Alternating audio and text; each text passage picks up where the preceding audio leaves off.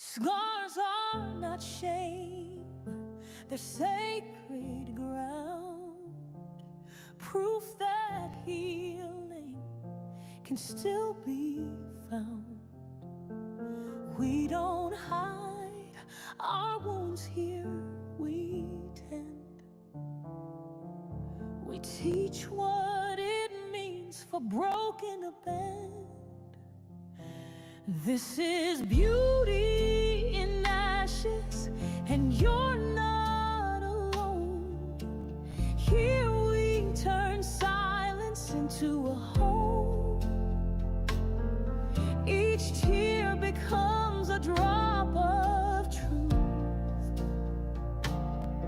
Each truth becomes a sacred root. We teach the soul to breathe again, to walk, to speak, to rise, to mend. You are not your trauma, you are not your past. Let it rot. You are love, you are light, you are soul reborn. You're the calm in the eye of your own storm. On beauty and ashes, we say your name. We hold your pain. We light the path until you can walk it on your own. And even then, you're never truly alone. Beauty in ashes, freedom and truth, healing for elders, healing for youth. This is our platform, our prayer, our stage. This is our reckoning, our sacred rights. This is the sound of hearts restored. This is the space we all move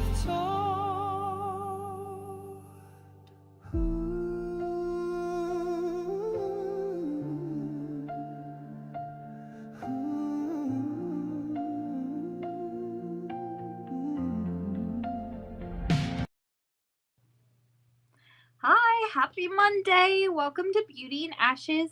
John, I see you down there. Hi, welcome. Today is kind of going to be a little bit of a special event as we are going through getting our case moving forward in court. Several other people out here have been building their own cases and getting them filed. And as I have been speaking to people and other people have been talking to me about the conversations they've had, we're realizing that there are a lot of people out there who are having a really hard time overcoming their fears and anxieties with filing. There's a lot of confusion about the process.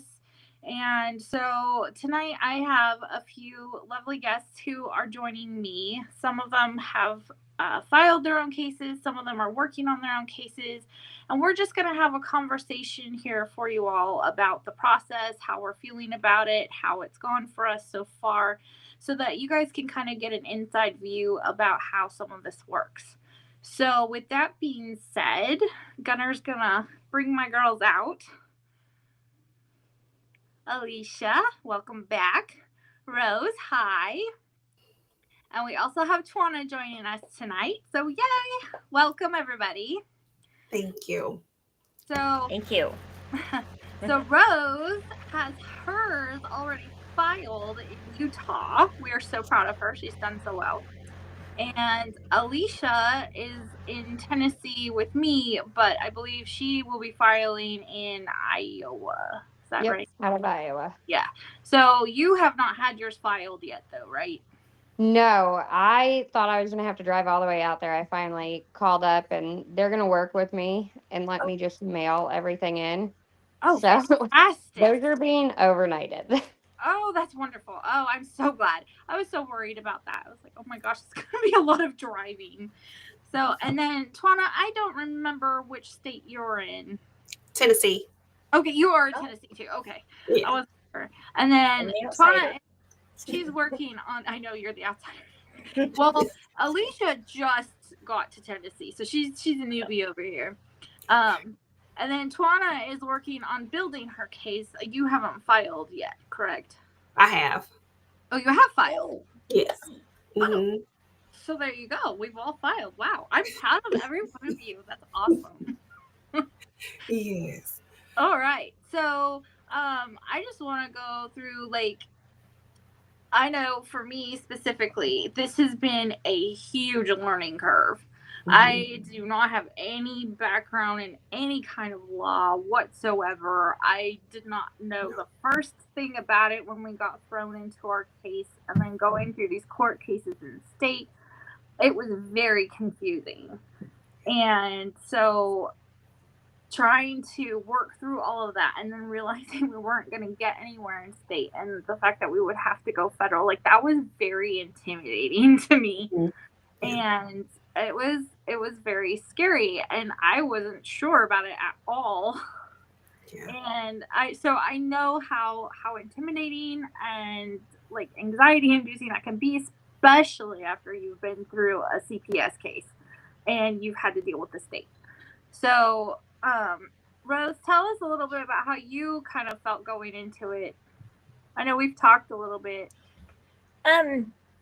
Back in February, March, me and my husband were still on probation, and we were like going, okay, as soon as we get off probation, we got to figure out something, because this will actually come into our case later. But one of the stipulations, and this is criminal collusion, we just recently found out that this is criminal court we're on probation in. But DCFS slid a little thing into our probation saying we had to mind them. That's family court crossing. So that's how we're getting criminal collusion. So we're on probation, and we have the stipulation to obey everything DCFS says. And so my husband found out we had to file federal, and I was like, we have to file federal if we want to sue the state. We only thought we had to sue the state. We didn't know exactly where we were going. We just, okay, it's federal court somehow, but we got to get off probation. And our probation got extended out until, like, towards the end of April. And then we finally got off probation. We got to breathe for a minute. And we had the feeling, this isn't right. This isn't right. We don't know how to file. We don't know where to file. We don't know exactly what to do. All we know is it's federal, until we met you. And at the very end of June. And we're like, okay, we'll put these affidavits in. We'll see if we can save our kids this way. We're like, all right, let's do these affidavits and let's see where this goes. Because our kids are in such a bad situation. We have to get them home no matter, we just have to. And so as soon as you introduced us to ChatGTP, and I started putting in my story, and it wasn't that ChatGTP told me anything new about my story. It was that he was confirming everything me and my husband had already felt for almost the last 2 years. He was saying, no, yes, this is a right that you had, and it was violated. It was taken from you. This is something you had that you shouldn't have gave up. This is, and we're just sitting there. We're sitting there, and it only took us 2 days to decide to file once we figured out the 1983, because we were just sitting there going, oh my gosh, it's just confirming everything. Yeah. I know. It's been parents' best friend. It's the strangest thing. I haven't even actually, like, used it because I have a gunner, so I have, like, I have a gift that not everybody has. And but that ChatGPT has been, like, a godsend to so many people, just helping them kind of sort through some of the facets of their case and even some of their feelings about it. And it's amazing to see how kind of like a robot. Well, I tell people also, you remember, you are the heart, the soul, the brains. You lived it. And so that's, ChatGPT doesn't know your story. You do. And it's a good thing, because me and my husband just found out something very new today. We should have listened to Sharon and Gunner a lot sooner, by the way.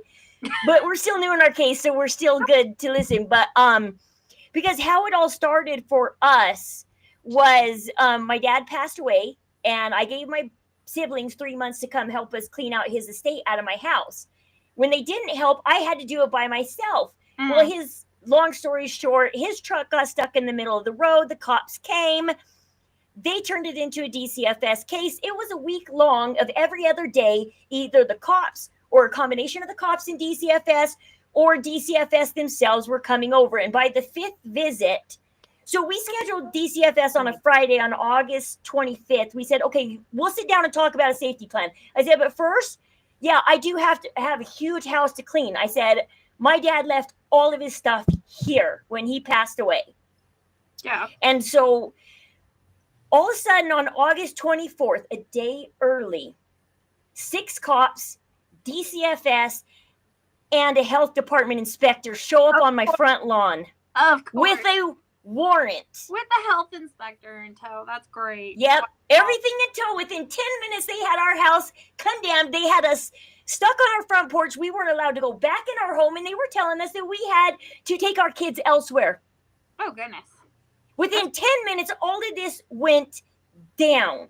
Like, they just, my husband opened the door. They said, get on the porch. They handed him the warrant, and then they came running upstairs. I slammed the family room door on the cot, and I told the kids, I was like, get back. And she's like, I'm going to knock down this door, Rose. She's like, you better open it. And she's like, I got a warrant. And I'm like, hold on. I'm like, you guys are supposed to come tomorrow. I'm like, you're supposed to give me time. And they're like, we don't want time. They're like, we want to take a picture of them. And they had a warrant that stated, all we need is pictures of the mess that you're cleaning.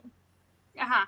Well, me and my husband, this has been almost a 2-year ordeal. We've been looking for the warrant for the last week. We cannot find our paperwork that we've held on for over a year. It just disappeared a year ago. We didn't care, though, because we're losing in court. Things are going horribly wrong. We don't see no way we're getting our kids back. So today, we're like, we got to go get that warrant. We got to go get that warrant. Well, guess what? It's not in any courthouse in our city. We can't find it. It doesn't exist. It might not, actually. I hate to And say the gunner and Sharon have been telling me, check a warrant, check your warrants. They're not real. And I'm like, no, I remember seeing a seal and a signature and a timestamp and date. But of course they could fake that, because we went to the district court and the justice court, and we even went and had them dig into our criminal case. They can't find it. Actually, in the criminal case, it was stated that they produced a warrant to us the day they came on August 24th. But that's all they did was state that they had a warrant. They didn't say who the judge was, any details about the warrant. They just said, oh, well, we showed up at the house with a warrant. That's it. That's all it states. Yeah, that's kind of typical. So, Elisa, how are you feeling about sorry, Rose, I'm just going to move a little bit. No problem. Go ahead. How are you feeling about yours? You just filed, so. I mean, I'm nervous that it's just gonna get dismissed right away. I'm not. If it does, I'm gonna refile. But we've been talking for what, month and a half now, and I've spent that month and a half with everything drafted, just waiting to get my stuff notarized, sent to Gunner, and then y'all's letter. But I have made my file probably 18 different times. Oh, wow. Just to make sure that I had everything, every I dotted properly, every T's crossed properly. Everything is in the correct order that it needs to be in when the court receives it. So I'm pretty confident it's not going to get dismissed. It shouldn't. I don't know. So our very first filing actually did get kicked back because we forgot the cover sheet, and then we had to go and we had to go file it by hand. I think we tried electronically first, and they're like, nope. So we had to go do it by hand, but they were like super friendly, and we're like, oh yeah, not a problem. And then they handed us one form. They're like, this one's for prisoners. I don't think you're a prisoner. So we had to fix that one, but they let us fix it right there, and then we had it, and it all got in there, so it's fine.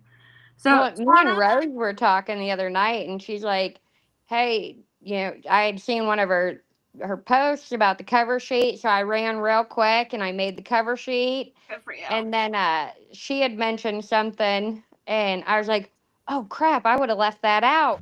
Like, I better run and add that real quick before I get it sent off. And Yeah. just finally, it took a lot. It took a lot and a lot of wasted paper and a lot of wasted I'm ink. glad my mistakes are helping you guys. That's why I'm making these videos, because I'm like, please, please. I only have to drive 30 minutes to courthouse, not state to state. Yeah, mine would be 9.5 hours if they weren't willing to just let me mail it in. But I'm so thankful that I mentioned that we've got 2 babies here, 2 under 2, and they're like, oh, let's not bring you unless we absolutely have to have you here. That's fantastic. I love that.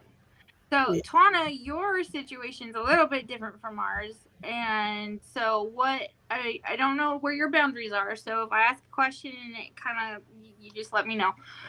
So how are you feeling about having filed and everything else? Like, was that a big thing for you?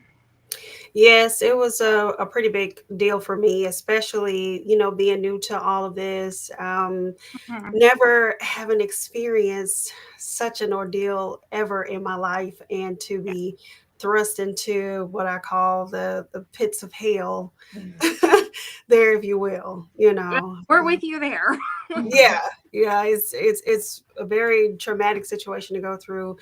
And I learned so much. So just, being online, learning from your page, Gunner's page, and some other people on social media. And that helped me to be able to say, okay, let me see, this is what I need to do.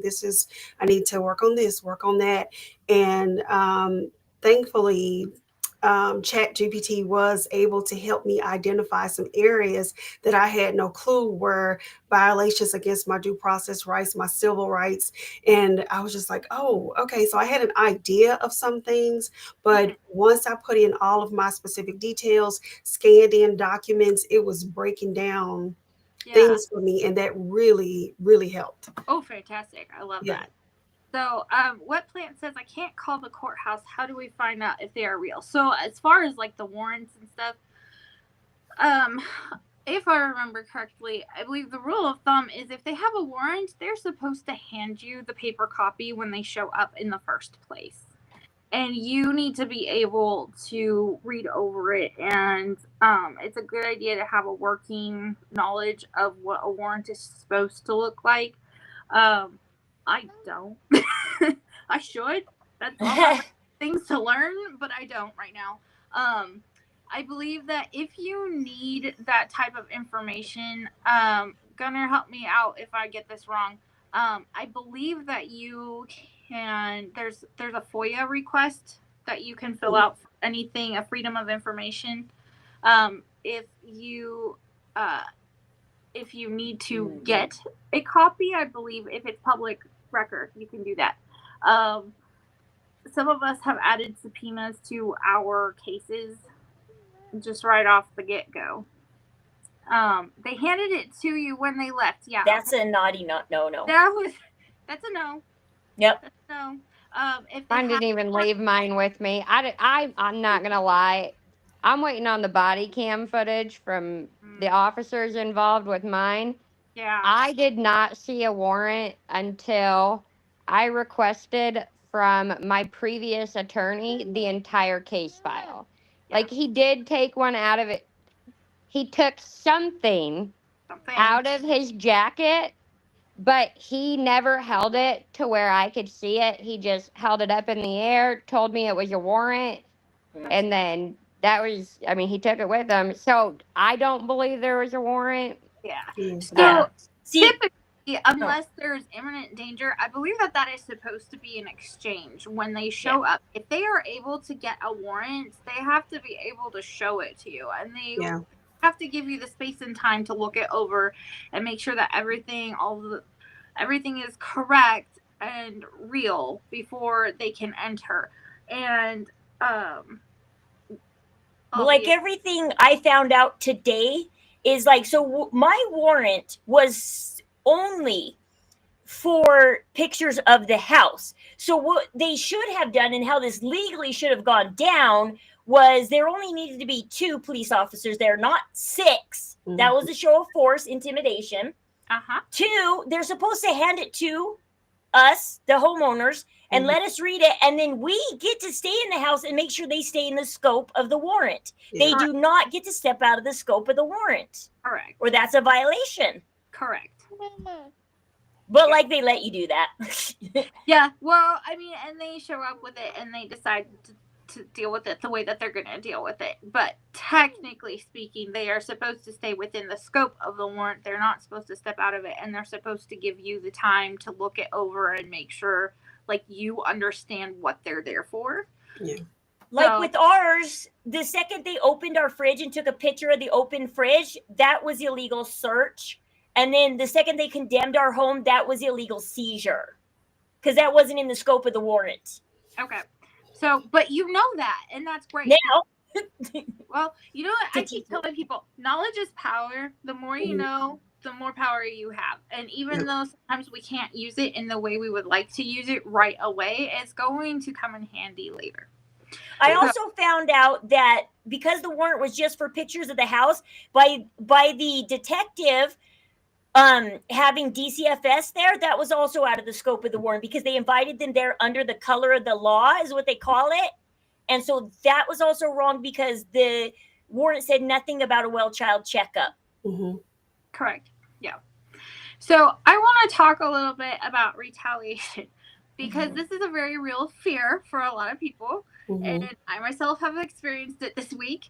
And so I just want to go over it a little bit just to kind of like give everybody some information. So on Monday this past week, CPS did show up to Gunner's house, and under the premise of they received a report allegedly that we had moved back in with him and we were violating a court order. Now, anybody who knows me knows I would never risk my kids that way. Like, this is out of the realm of not happening. I would rather be separated forever. So obviously they did not have proof of this. There was no witness to it. So we're not sure where this came from. But he notified them that there was a case against them and whatnot and sent them on their merry way. But then Wednesday, they showed up in the state that I am at my parents' house, and they said the same thing. Basically, they showed up and said, we got a request for a courtesy call from Tennessee, and we need to check into this. Here is where this is like super helpful. I am a federal witness. I have a pro se case against them, but I'm also a witness because I already submitted my witness statement to the federal court with our case. So I am legitimately a witness to this federal case. So for them to show up on private property without a warrant, without a court order, without any sort of anything backing them up, was a problem in the first place. That's extremely illegal. And then for them to keep pushing the matter is also extremely illegal. So I informed them that I had a case, and then I sent them on their merry way. I then, according to the Witness Protection Act and everything else, notified the FBI because the FBI has jurisdiction over federal witness intimidation and harassment. And so I was actually on the phone with them when the deputies arrived to intimidate me. And so I'm going to say this because I try to keep very balanced in my perspective and keep people balanced too, because I think that all of these cases are extremely complicated and there's a lot of things that go into them. I don't think that these deputies knew what they were stepping into, and I don't think they purposefully were trying to do anything wrong. However, the very fact that they were not aware that they could not or should not step onto private property without a warrant or a court order to question anybody, that's a problem. So there's a problem somewhere, and if they were aware of it, that's a bigger problem. Right. The fact that I informed them that I was a federal witness and that they were causing issues, and they kept going is a problem, So what we're finding is a lot of the issues lie in the policies and procedures and the training of these people. A lot of them don't actually understand what they're doing, which is a huge problem, because if you're in law enforcement, you need to know the law, right? If you're working for the state, you need to know where your guidelines and your boundaries are, and they either don't or they don't care. So I did experience retaliation this week. I experienced law enforcement intimidation. I experienced harassment, and that was very hard to go through. It took me a couple days to recuperate from that. It can happen. It can happen. However, there is an amount of protection there for us as federal witnesses, as people who have cases in court. There is a level of protection, and we do have recourse to talk to somebody above their heads. So when it happened on Monday, Gunner called the U.S. Attorney's office, and they said, yes, that's a crime. You need to talk to the FBI. And so that's what we've done. And now, whatever happens on the federal level is what's going to happen on the federal level. I don't know, because this is all new territory and ground. But the fear of retaliation is legitimate. It's understandable. It can happen. It has happened. But there are things that you can do to mitigate that. So knowing your rights, knowing where you stand with the courts, knowing where your case is at, all of these things are tools to use in your interactions with these people as you go forward. So that's kind of, I just wanted to address that, because I know that's a big one for a lot of people. So. Yeah, me and my husband were just walking down the street today. We went to go check on our neighbor, and on the way back, we're like, so what do you think the retaliation is going to be like if it turns out this warrant's fake and everything they did is gone? And this is some major stuff to charge them with. Mm-hmm. Yep. And it's scary right now. It's scary. It's so much emotions right now. All I got to say is just so much. Mm-hmm. Sorry. I put my cameras up in the new house last night.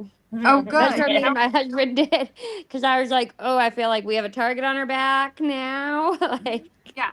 Oh, yeah. Having camera surveillance on your house is a great idea, actually. Well, sometimes things happen and you can't get to your phone.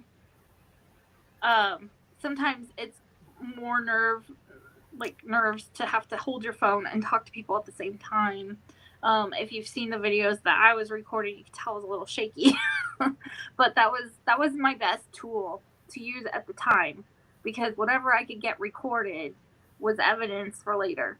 So that's kind of where that's at. So having surveillance around your house, like videos or even recorders or whatever, that's a good idea. That's a good way to kind of protect yourself. They don't like being recorded. But you know what? No. If you're a federal witness, you have all the right in the world. And, I let them know straight up that I was also a member of the press. And I don't think they believe me, but they might believe me now. I don't know. To answer Deidre's question, when you file in federal court, it's all public. So I wouldn't say anything that you're holding tight to the chest for like your trial, but anything that you filed public or in the court that's on the docket is public knowledge. Yeah, you can look up any one of our cases by the case number on Pacer. Yeah. And if you want case numbers, mine is already posted online. We've given it out to people. I don't know what the comfort level everybody else is sharing theirs, but if you can look it up on Pacer, then anybody can look it up, and it's public knowledge regardless. Me and my husband were comfortable, especially with other people who are filing their 1983s, because I found a section where it says, is there related cases? And I was like, we should all link our cases. Yeah. If we're also going for this whole treason across the whole U.S. too. Well, your cases are all linked to ours anyway, because you guys filed affidavits, or you gave us affidavits. So those affidavits are going to be filed in court with all of the rest of our evidence. So it's just helping make our case stronger, which is just in return going to make your case stronger. So that's kind of how we kind of got that linked up. um, are they going to try to use this podcast against you anyway?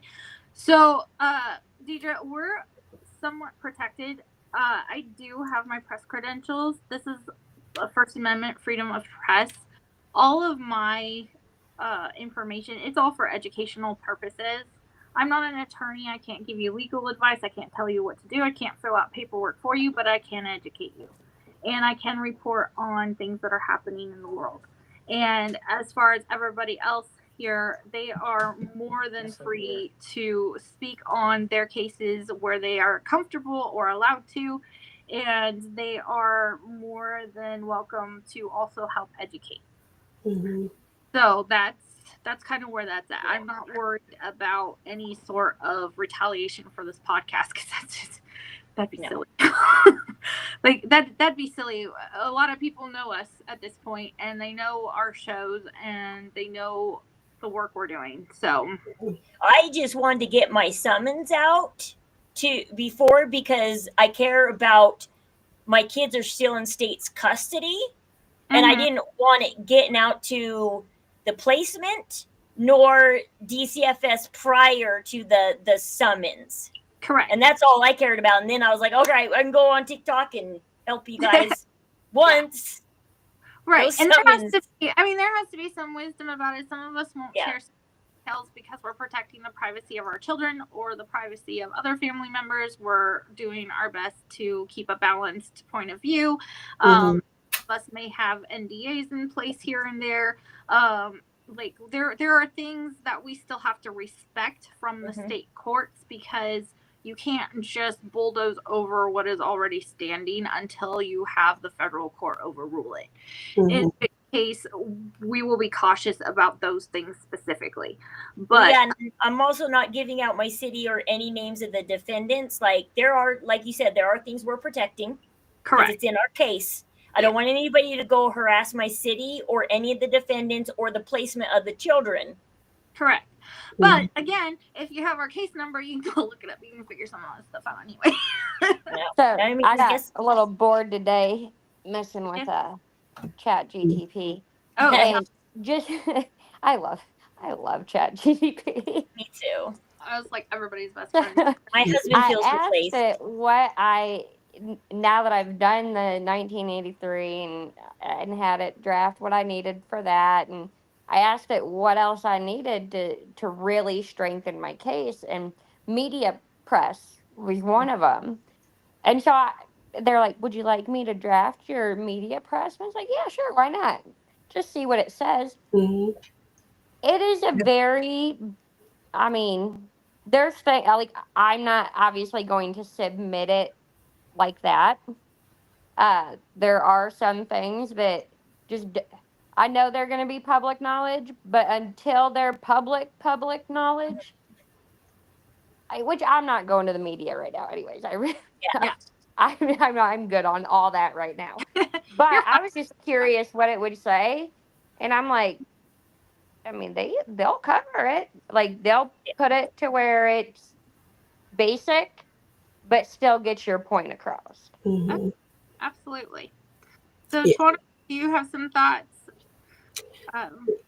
Yeah, I was looking at some of the comments here, and I think it was Wet Plants that made the comment that they were interested or looking to have the child placed with family and being concerned about retaliation. And, that's something that I'm seeing not only from my own particular case, but I'm seeing other parents just speaking about the fact that their family is not even considered, nor was my family considered. And my family has been fighting and have been knocked down and rejected so many times. And we keep getting the runaround as far as to why my child can't be placed with family. Right. So it's really unheard of at this point, especially with the fact that because my child is in foster care, and that is supposed to be their goal, is to unite the child with the family member to minimize disruption in the child or the children's lives, but they are not doing that. And so much time is being spent on doing things that is unnecessary and has no value, or it's pointless, like watching parents' social media to see what you post. What are you doing? How are you talking, so that this can be used against you? My first and last time talking about my case, when I first was like, you know what, let me just talk about it. Let me put it out here, because friends and family were like, you need to get your story out there. You need to talk about it. You need to tell what's going on. So I did that. And the very next court date, which was like a couple of days later, the DCS worker had told the judge, and of course, you already know from there, you can't talk about the case, right? Yes. Yeah. And then on top of that, there's nothing documented to my knowledge that states that we can't talk about it. It was just verbal. Oh, they love to put the verbal orders on us, and then they never get written in, but you're still expected to like live by them. And it's really frustrating, because I'm one of those people, I got so much going on, I need to be able to refer to whatever is on hard paper. Like, Exactly. how am I supposed to remember all the things the judge said at the end of the day? That was a long day. Okay? Yeah. And they don't remember what they said. So No. With my case, which my case is closed, and so we're fighting a closed case. But I had ran into the issue where the CPS worker would tell me one thing, and then we'd go to court, and she'd be like, she'd use everything that she gave me the okay to do against me. And so I started recording, and I don't know about every state, but Iowa is a one-party recording state. So I did not have to ever disclose to her, as long as I was active in the conversation, that it was being recorded. So at a visit, my daughter had gotten a hold of my phone and was going through pictures and videos, and they had heard the recording, which I didn't show any faces. I left the camera face down. So it was just for audio to cover my butt, because I was tired of getting in trouble for things that I was told were okay. And she went as far as, she had threatened she was going to get a hold of the prosecuting attorney, and they were going to press charges. And I had an attorney at that point, and he reached out, and he's like, I was one party recording. She has every right, as long as she is active in that conversation, to record what you are saying. They still didn't like it, but they did grant me permission to have a credible witness of my choosing at our meetings from there on out. Oh, that's good. Yeah. Yeah, they don't like being recorded. No.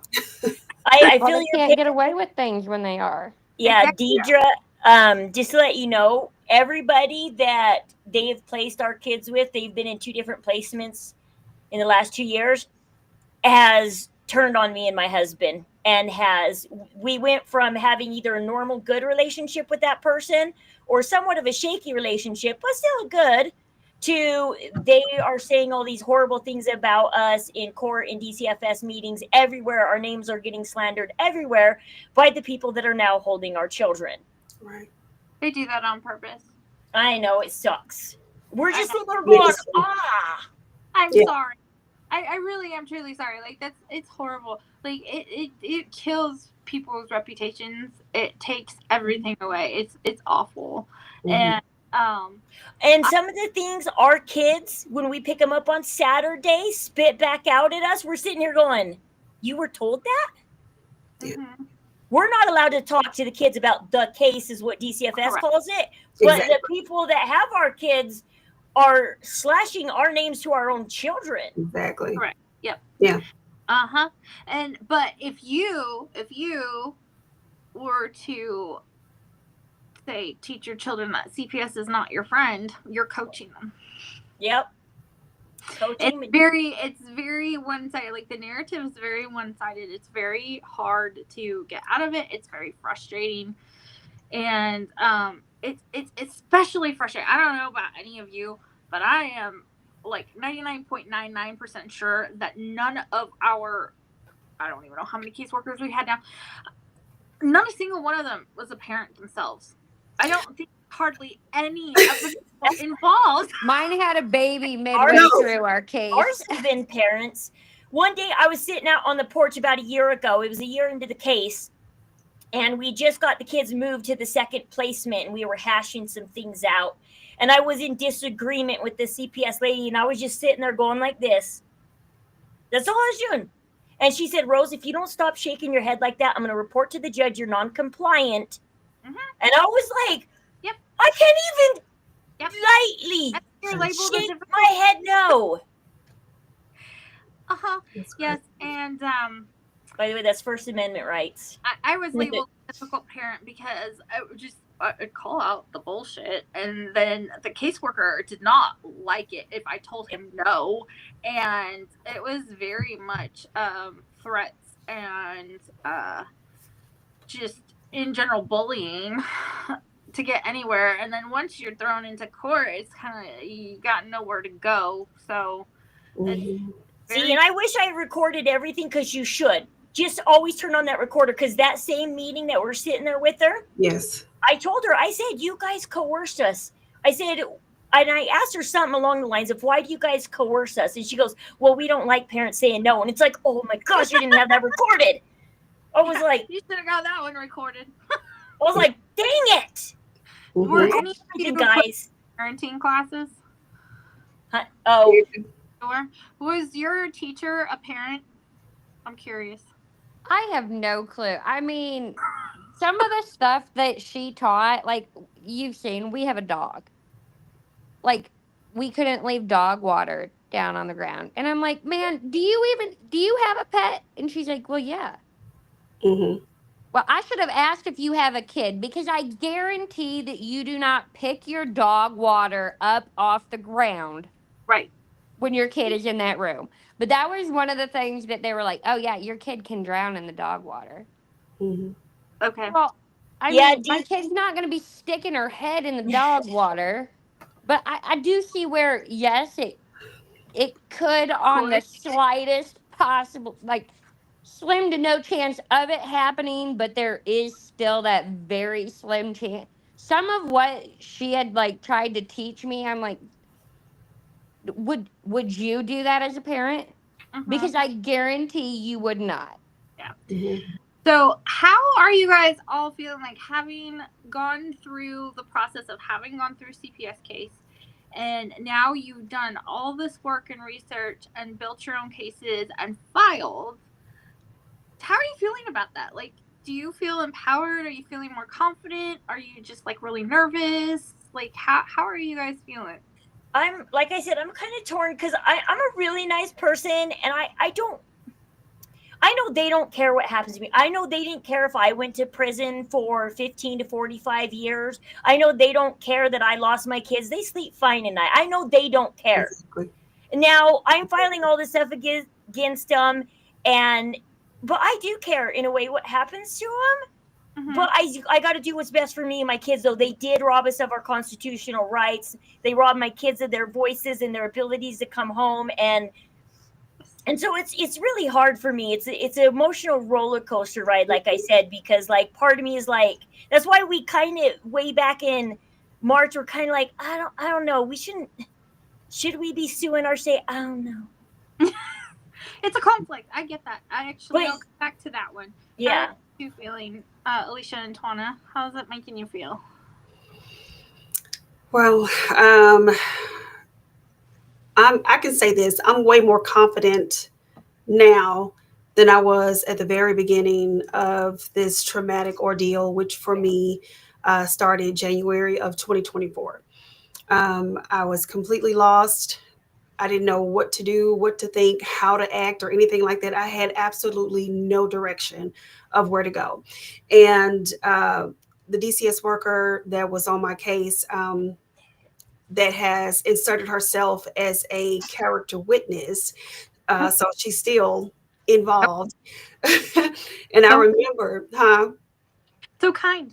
Yeah, it's weird. And I remember the first day that I spoke with her.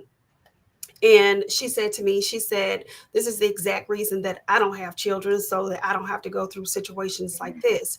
But you have facilitated and spearheaded, my child being taken away from me. Interesting. Yeah. By the way, really quickly, DG Bladeworks, he's my husband, so he says tons more confident up there. Hi, husband. Rose's husband. He's like, no, I'm tons more confident. Answer that right, Rose. Just kidding. That's awesome. Yes. We love I'm nervous father- because I got the babies at home that I have, but at the same time, like I I have to tell my husband every night when I start to freak out because I go through my little mental like, oh my God, who, what's gonna happen now? That I'm like, I don't know why I'm freaking out. Like I have so much more knowledge now that I don't want to say I'm invincible, but I mean, I kind of feel pretty invincible. Like, because now I always knew that things were not right and the steps taken were not done properly.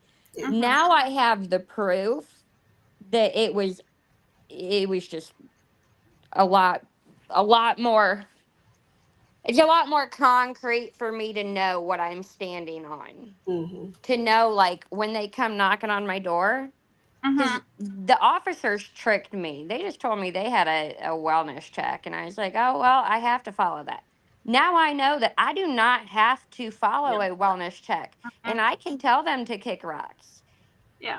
Like, had I known that then, we wouldn't be where we are now. Right. So I shouldn't be worried. Part of me still does worry, though. I get that. Well, that's why I tell everybody, I'm like, please know your rights before you have to go through something like this. All of us will tell you, please know your rights before you go through something like this, because all of us here, if we had known more, then maybe we would not be in the position we are in now.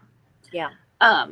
So for me, I am very much, my family is very military, like father, grandfathers, great grandfather. It's like very military. And so with that kind of comes a sense of patriotism and a love for my country and a love for our Constitution. And to have your rights trampled by what is essentially your own country was just devastating to me and to my family. And but I love my country and I love the Constitution and I stand by it. So for me, like, I have that conflict of I was raised to do right by others. I don't want to retaliate in such a way. Like I don't want to. However, what has helped me get past this whole like, oh my gosh, I'm gonna destroy somebody else. Part of it is, well, you came after mine, so I technically have the right to come after yours. However, what has really got me is we requested a trial by jury for a reason, because they did not give us the benefit of a trial by jury when we went through this situation. We were not given that courtesy. There was no due process. And so for me, I feel like we're taking it to court. We're absolutely suing, but we have specifically asked for a trial by jury because ultimately I don't want to decide who's going to be held liable because I'm angry and that might not be the best thing for me to decide, you know? And so just knowing that if we take it the furthest we can take it, somebody else gets to make that decision and it will be a group of people, not any one person. And they get their due process rights. I feel a lot more confident and comfortable with it moving forward because at least in protecting what is mine, I am still giving them the courtesy that they should have shown me in the first place, and they still will get their due process. Yes. And we're still doing it by the Constitution. And so that's kind of what made me feel better about it. Because at first it was like, are you sure? Should we be doing this? So, I mean, like, this could ultimately destroy somebody. Yeah. Probably when I talk about it, I say I'm going to show them a grace that they never showed me. Exactly. Like, I'm not requesting they do jail time. I'm not requesting monetary compensation. I'm not requesting any of that. I am requesting a jury trial. I'm requesting the return of my daughter, and I'm requesting a public declaration of your wrongdoing. That's all I care about. From there, the jury trial can judge you. If you want to do the jury trial in federal court, submit a motion for jury trial along with your 1983. I found out Because if you don't, when your case gets docketed and handed off to a magistrate judge, they might just decide that you don't want jury. Yeah. So me putting that in my relief So- request is not enough. So you need to do a motion for jury trial right off the bat. Let them know this 1983 is going to jury. From the moment you file it, that's your plan, is jury trial. It's okay. You can amend things. Yeah. I found that out like a few days into this, and I was like, uh-oh. Just put the Yeah, request because I just put it at the after you ask for your reliefs, and then it drafted it for me, but a demand for jury trial. I just wanted to make sure you had that motion in there. Okay. I believe. Well, yeah. I don't know. I think there's a couple different ways to do it. You're fine. You're probably fine. But double check with ChatGPT and see what they say. Yeah. And I will. if you need to, you can amend things. Yeah. So I believe that there's a way that you can do that. So it's okay. It's not the end of the world if you forgot. No, it's not. Like I just trying to get everything the first time. It harder, when you mail it in from state to state. Like me, if I forget something, I got to drive 30 more minutes to Salt Lake and back. It's an hour drive. I just got to pay a ton of money to have it overnighted. It's like 2 hours out of my day if I forget something. I have to drive too. It's obnoxious, but it is what it is. So, and then I got to navigate downtown Salt Lake. That doesn't sound like fun. No, ever since like we got like the track system downtown, especially when you're going to something like the courthouse, which is near the very center of downtown, you got to cross tracks line. You can't cross tracks line, so you got to go all the way around the block like this. Oh. So if you miss your turn, you're going around the block a few times. Oh, that sounds miserable. Yep. You don't want to go close to the tracks if you can help it. Or you're parking and you're walking 3 or 4 blocks. We wouldn't know. We're from Tennessee. Well, I mean, my worst is I got 6 lanes of traffic to drive through to get anywhere. Yeah. Anywhere. Oh, my. Oh, Davis County, nice. That is a scary area. Cops love to pull you over up there. Don't ever go to Davis. Now, I used to live in Davis for a little bit. Like the Tennessee party up in here. Although I saw Chris in there somewhere. She's in Illinois. Is there anything else? We're getting close to closing time here. So are there any other thoughts you guys want to share about this process and how you're feeling about it, or advice you'd want to give to somebody who's considering it and kind of still sitting on the fence? I'd say just I'm glad we're all kind of grouping up, and Sharon and Gunnar have been amazing. You guys, I just want to say how amazing you guys have been, because just jump in with both feet wet and listen to everybody, and don't be scared, because you do get more confident, and as you do it, and as you and people have been telling me, my husband lately, that we're finally smiling and looking happy. So I'll end with that. So it's been nice to smile again after 2 years. Yeah, that's good. I'm so happy. That's awesome. Right. My advice would be, because I am like a go hard or go home type of person. I had gotten to the point that my brain had turned mush. I couldn't even read a sentence and understand a basic sentence because I was not giving myself any time to breathe. Like, I would wake up and that's what I do. I tend to my babies, go right back to doing that. Like, if you still have families, make sure you are putting your time with your family. Like, do not make this your life, because it is exhausting to do. I'm not saying don't fight with everything you have, but you have to take time for your mental health also. Yes. If you don't, you're just going to drive yourself mad. Absolutely. Yeah. I would like to touch on 3 things really quickly, if that's okay. Oh, yeah, absolutely. You got time. Governor will give us more time if we need it, so you're good. Okay.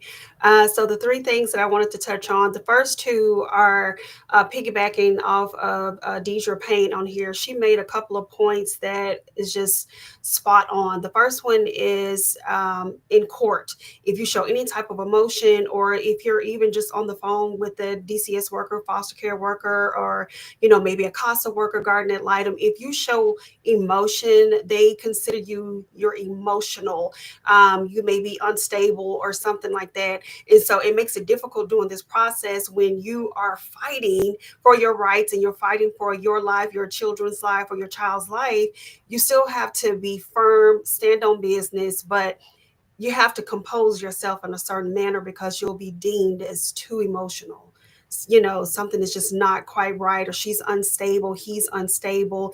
And that actually is just completely unfair, and it's wrong, because you shouldn't be treated that way, because these are your children. This is your child. And you should not be made to feel guilty because you have passion, heart, and love for your child, right? So that's the point that I wanted to touch on. And also, as far as with if CPS or DCS or DCFS got involved, that means that you had to have done something wrong. And that is absolutely not true, So not right? true.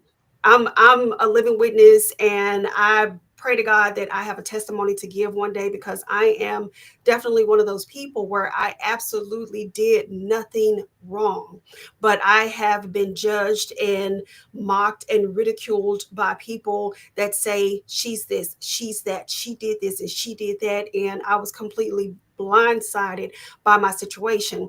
And the more that I dive down this rabbit hole and see other parents out here that have gone through the same thing. I'm seeing mothers in the hospital just gave birth, and CPS is right there in the room, right? Yes. It's the most insane thing ever on the face of the earth to have them immediately, before you delivered your baby, or right in there afterwards, taking your child from you. That is so traumatic, right? I think I saw a story the other day where the mother was hemorrhaging after she had just had her baby, and CPS was in there with nurses, doctors, and police officers that were taking her child from her. So, I you think I know, saw that one too. That was pretty awful. yeah, yeah, it was pretty awful. And, a lot of times we don't know the full context of what happened prior to that. And I've heard things as far as, well, anytime that CPS has come involved and with prior children, they're automatically going to come in and take the next child. What gives them the right to do that? So it's that little umbrella thing that kind of gets me with that. But I would just definitely love to challenge people to challenge their thought process, and not always just be like, okay, well, I know that you had to have done something wrong, because otherwise CPS would not be involved. And that is just absolutely not the case.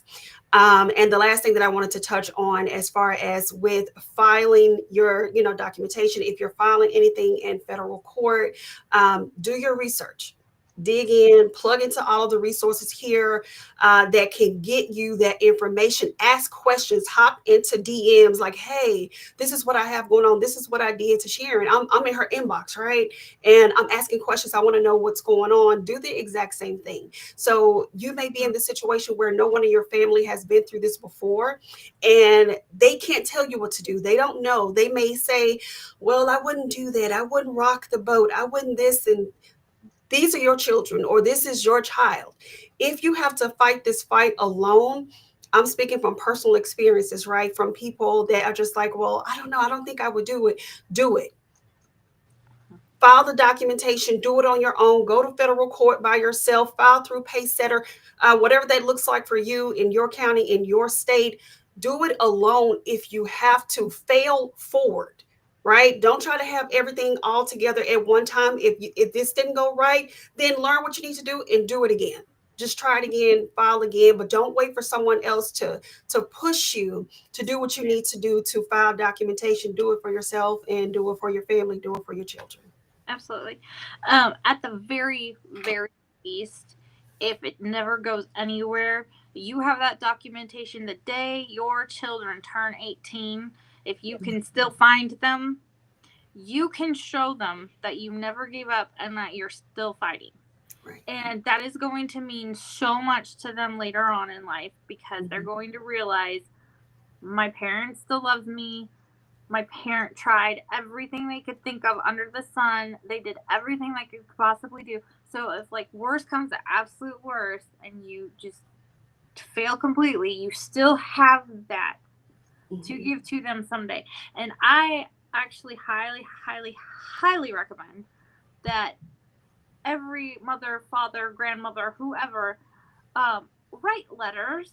Yeah. Write letters, take pictures, keep a record for that child that is not with you right now, so that someday they know that you were thinking of them, that you were loving them, that they have a little piece of you. They were still a part of your life, if nothing else, at least in your mind, that they were there with you in spirit. Because I think that that is going to be so powerful for them later. Yeah. So even if it takes them time to be okay, to understand, to comprehend, they'll know that you loved them. They'll know that you were thinking about them. They will know that you've done everything possible to bring them back. And I tell this to parents all the time, because I think that that is so important. So even like siblings, Alicia, you can have the little ones drop pictures or something for their big sister. We do birthday cards, and Oh. then I do a tradition where everybody gets a new Christmas ornament. That way, when the kids are 18, whenever they go out on their own, they have all their ornaments for their first tree. And so the Oh, kids, the Sissy, my 2-year-old, she will this year start picking out her sister, figuring she's not home yet. She will start picking out her older sister's Christmas ornament. And then we just take their hand for now and write their name through the cards. But that's sweet. I love that. That's a good idea. Or even like just a little something on their birthdays and just hold on to it for them. And like someday down the road, they can have those things. And I bet it will mean something to them. And I know I hear so many stories every single day. Some days I get mentally exhausted because they're all just equally horrible. Like seriously, I come in and people will say, "My story's so horrible," and I'm like, "Oh, I've heard that same exact story 6 times over." But yes, it's horrible. Yeah. Another thing I want to point out real quick, and this was pointed out to me the other day, whether you go and you continue your fight or not, ultimately you're just pushing off the inevitable. There's a very, very, very slim chance that your child is not going to come find you. So whether you keep your fight going now and you win or you lose, like your baby's coming home eventually. Why not just speed the process along? The worst that they can do is say no, and then you have to wait as long as you were gonna have to wait anyways. Yeah.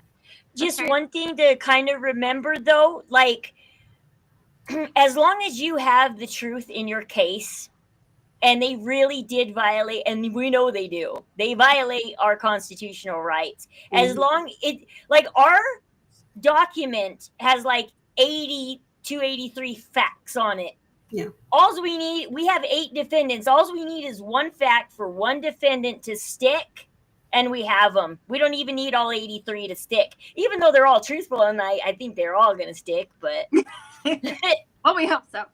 I hope so. I'm like sitting here going, well, it's the truth. And a lot of these are backed up by the rare phone calls we did record, the text messages that I can't believe how narcissistic DCFS was and wrote some of this stuff in text messages to me. But 2 years later, it's evidence. Yeah. And so there is some factual things to show coercion, manipulation, retaliation, all that. And so just basically build your case on truth. That's all that matters. And just one per defendant sticks. You have your constitutional rights. You can get them back. Absolutely. So, Chris, Alicia, I was just going to point that out to you, Sharon. Just had this conversation like before we got on here about how when they're taken so young and then they don't remember you. They don't. However, I have not known a single child in the history of working with children who has been foster or adopted that does not have some sort of curiosity about their biological family at some point in their life. I found my mom when I was 21. When your DNA is your DNA, I mean, there's gonna be something there regardless, and you can't undo that. I heard your guys' conversation. I wish I was live with you guys' answers, but I can answer it kind of now. So I have 2 sons from my first marriage. 3 years into my marriage with Don, he adopted them, and their biological father was very rocky between us. We fought. He quit seeing him for years. Then he'd see him, and then we, that road. Anyways, after my boys turned 18, they didn't know their biological father very well at all because he'd hardly seen them, and he got remarried and had a new family. But however, my oldest son found it refreshing to me, his biological father, because it did answer some questions of mentally a lot of the things that he processes and how he processes things. So even though it's like Don raised him and Don was his dad, it was a little sad to hear that, but also that biology is there. They look like you, they talk like you, they act like you, and they don't even know it until they meet you. Yep. Well, and that comes down to the nurture versus nature argument that psychologists have had for always. And I have always said it's both. It has to be both, because you can nurture the nature, or you can nurture something out, or try to nurture the nature out, but the nature is always going to be there. Right. And so ultimately, like, if you get old enough, they age out of the system, or like, God forbid, we want our kids home regardless. But they do. They will come find you. So,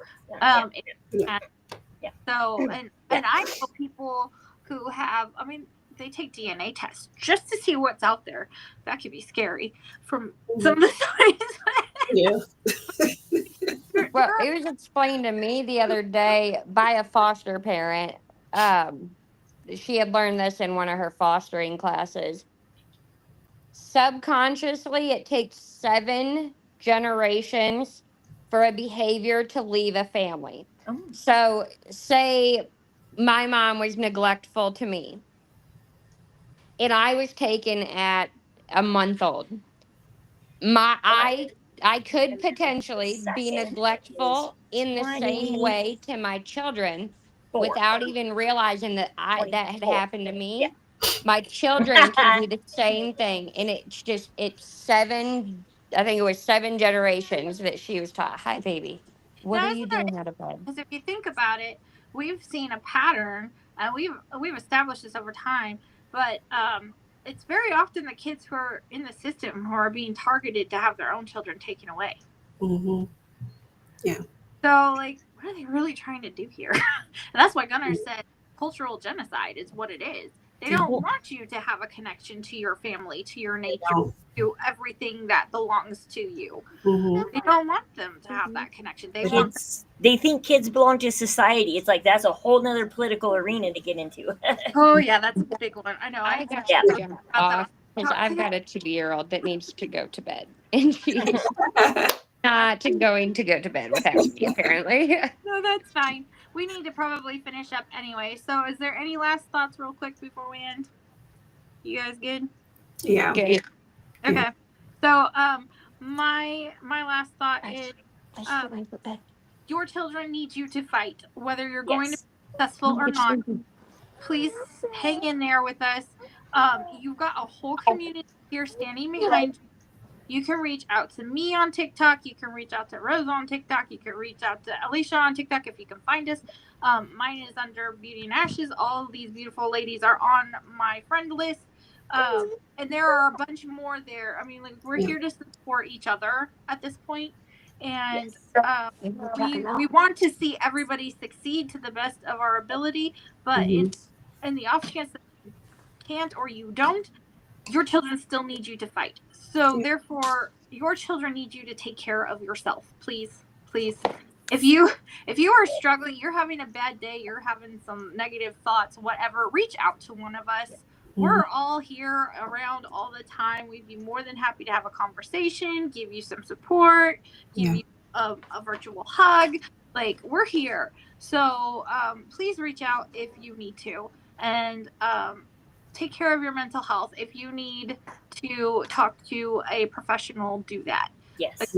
Like, your kids need you to take care of yourself, and they need you to stay in this fight. Exactly. That is all we have for you. I don't know if Gunner's still sitting back there. Sometimes it takes him. We're ready to shut down if you are ready. Sometimes I have to keep talking until you Bye, get. guys. You guys, I appreciate this community. I'm so glad we don't have to do this alone. Yeah, me too. So glad. I couldn't have done this alone with yeah. We're all pointing each other down the right roads and paths, which is great. Yeah. Thanks, guys. Bye. Bye, y'all. After he pulled her out, but I was like, is he pulling us out? Oh, I don't know. Usually he starts the music, so that's like my signal. But he may have. You hit it. Deidre, plans on. All you guys are great. Yes. Yep. Thank you for watching, honey. You're gonna hate my DD Blade Works. We've got it now. So, all right. Well, thank you so much for joining me tonight, ladies. It's been a pleasure. I love having guests on the show because it gives a lot more perspective. Yes. Everybody has something to give. Yes. If you would be interested in being a guest on the show, feel free to reach out to me on TikTok or at my email. I will come up with something for us to talk about. You.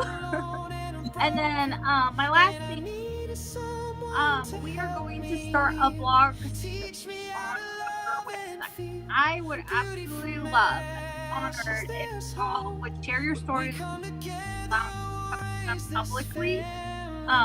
That is an option. I'd love to get more of our stories out there, especially the ones that have been more quiet. Harder. I would love to help you with that. I don't know, I might get ambitious and put them in a book someday. But you can email me your story and just let me know if you want to be credited or stay anonymous, and I will write them out and more and more of our stories up to the public so that we can balance the narrative. Yes. So that's our goal right now. So, all right. Well, happy Monday. We'll see you all next week. Thanks. Bye. Bye. We'll get out eventually. It's all right. This was really awesome. Oh, good. Thank you. You can leave at any time. Actually, there's a little button down on the right. Oh. Yeah.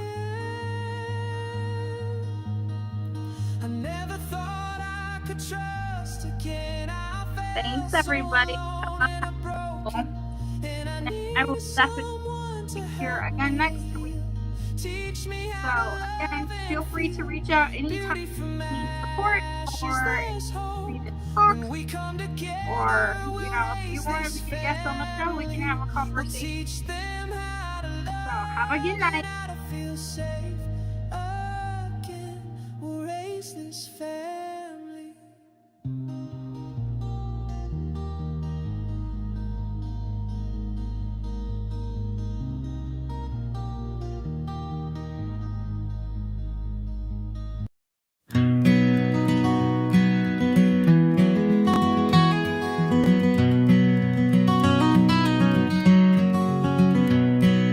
I wander around my head feeling lost. It's been so long since I've seen you, I'm so depressed. I don't want to forget you, so I won't rest. This is my calling, this is God's test. I wonder why he chose this road for me. It's hard to think this is my destiny. But God, you the creator, you surely knows. So please explain the journey, let's go. You must have faith, that's all. God will not let you fall. For in the end there's a lesson blessing. I think about you 100 times a day. It's no way to keep the pain away. I'm so scared of forgetting your smile, so I look at pictures of my child. It breaks my heart we lost her so young. We missed all the tender times, can't be redone. Please God, stop the pain, this is no fun.